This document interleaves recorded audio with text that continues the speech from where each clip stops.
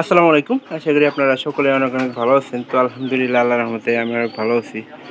তো আজকে আবার নতুন একটা কবুতরের ব্লগ ভিডিওতে আপনাদের স্বাগতম। যারা আমার এই চ্যানেলটিকে এখনও সাবস্ক্রাইব করে দেননি, সাবস্ক্রাইব করে দেবেন, পাশে থাকা বেল আইকনটি অন করে দেবেন পরবর্তীতে আমার এই সকল গ্রামের নতুন নতুন কবুতরের ব্লগ ভিডিওগুলো পাওয়ার জন্য। তো আপনারা আমার এই ভিডিওগুলো কেউ মিস করবেন না। আশা করতেছি যে আপনারা সম্পূর্ণ ভিডিও দেখবেন, ভালো লাগবে। পরবর্তীতে এরকম নতুন নতুন ভিডিওর জন্য অপেক্ষা করতে বলবো, যাতে করে মিস না করেন সেই জন্যই বলি। তো আজকের যে ব্লগটা সেটা হচ্ছে যে আমাদের কবুতরগুলোকে নিয়ে।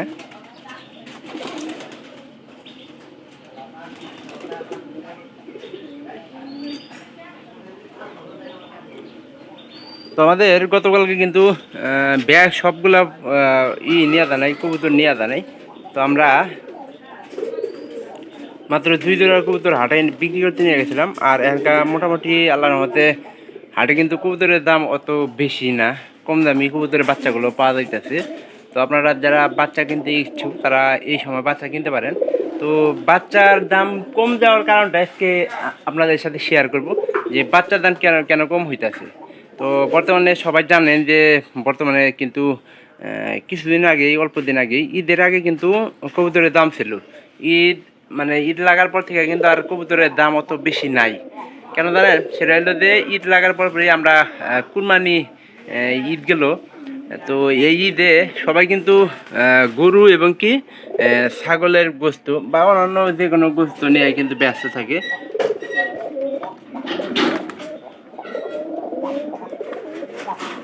তো এই কবুতরের এবং কি সব যেটাই বলেন সব কিন্তু সবাই কিন্তু এই গোস্ত নিয়েই কিন্তু ব্যস্ত।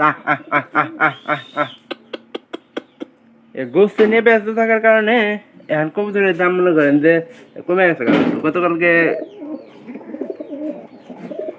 2 জোড়া বাচ্চা 450 টাকা বিক্রি করা হয়েছে।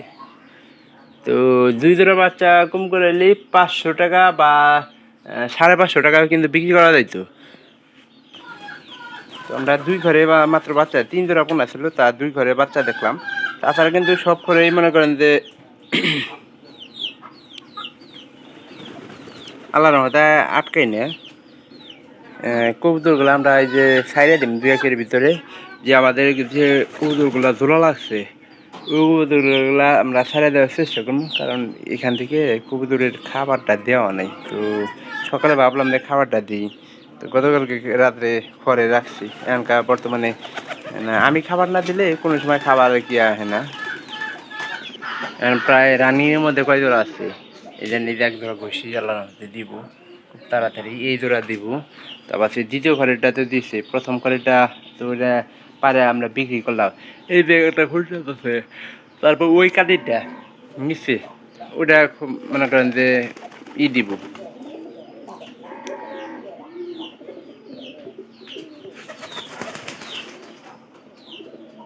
আর আবার একটা রানী আছে এই যে এম্বার কানির দেয়, আর ওই যে উপরে যে পায়রিটা দেখতে পারতেছেন ওই কানির দেখেন বেলা একটা পায়রি আছে, ওটা খালি উপরে থাকে, নিচে ঘষি দিয়েছিল।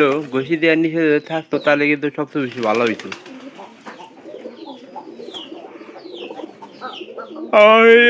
আমার ঘরের কবুতরে হালকা ঠান্ডা লাগছে, তার জন্য আপনারা কিন্তু একটা ছোট ঘরের ব্যবস্থা নিতে আসি। প্রাথমিক চিকিৎসা নেওয়ার ব্যবস্থা করে দিচ্ছি, কারণ পরবর্তী যদি ঠিক না হয় তাহলে একটা অন্যরকম ব্যবস্থা নিব। সেটা কিন্তু সবচেয়ে বেশি ভালো হবে।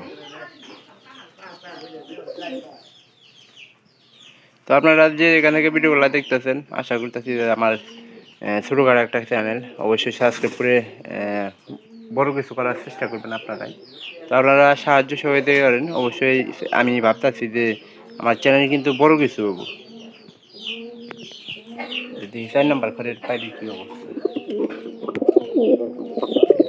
ঘরের ভিতরে প্রায় 4 থেকে 5 জোড়া মনে করেন যে রানিং আছে, যে কবুতরের বাচ্চাগুলা করবো। তো ভালো থাকবেন সবাই, দেখা হবে পরবর্তীতে অন্য কোনো নতুন ব্লগ ভিডিওতে অন্য কোনো বিষয় নিয়ে। আর আমি আপনাদেরকে এরকম নতুন নতুন ভিডিও উপহার দেওয়ার জন্যই প্রতিনিয়ত ভিডিও তৈরি থাকি। তো আপনারা কিন্তু প্রিয় ভিডিওগুলো মিস করবেন না। এই বাচ্চাগুলা সরাল লাগছিল, একটা হয়তো খাওয়ার সম্ভাবনা আছে, আমরা খাইতে যাচ্ছি।